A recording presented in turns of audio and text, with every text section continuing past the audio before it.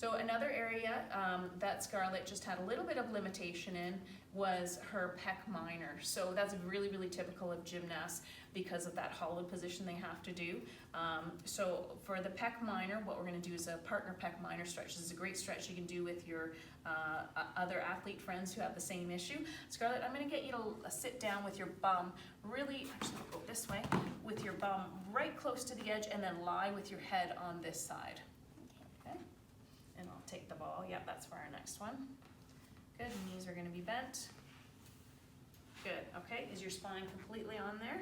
Okay, so from here, what I want you to do is just to make sure that you imagine that you've got that little grape underneath your back as well. The partner comes behind her, and what you're going to do is you're just gonna cup your hands right on the top of her shoulders, and you wanna listen to and look at your partner and make sure that there's no pain here. And what I'm just doing is I'm gently trying to roll those shoulders back. And what Scarlett should feel is a very minor but comfortable stretch right here at the front of her pec muscle.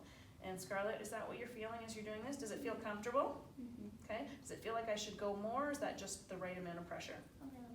A little bit more. So again, communicating to each other. I'm going to press in.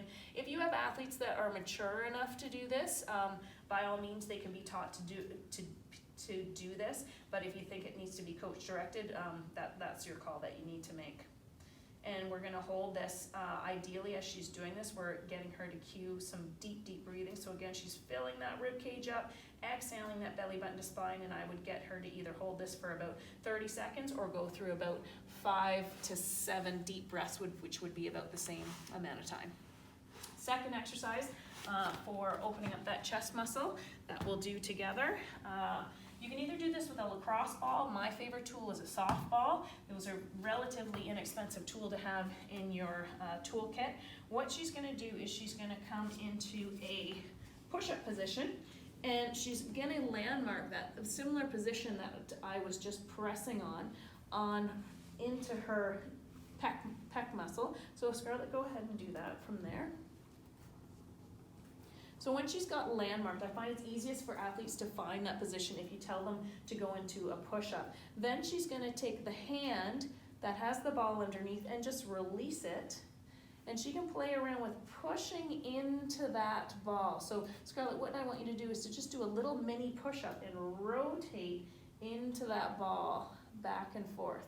Now she starts with her hand down, and she can do any sort of little micro movements. She can just experiment a little bit and see where she's tight. So Scarlett, just try wiggling around just like I am, either moving micro movements slightly up or slightly down as you're doing that.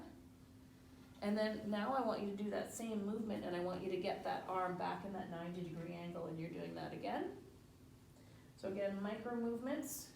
Option here, if you want to increase the stretch even more, is she can do that little mini push-up and rotate into it.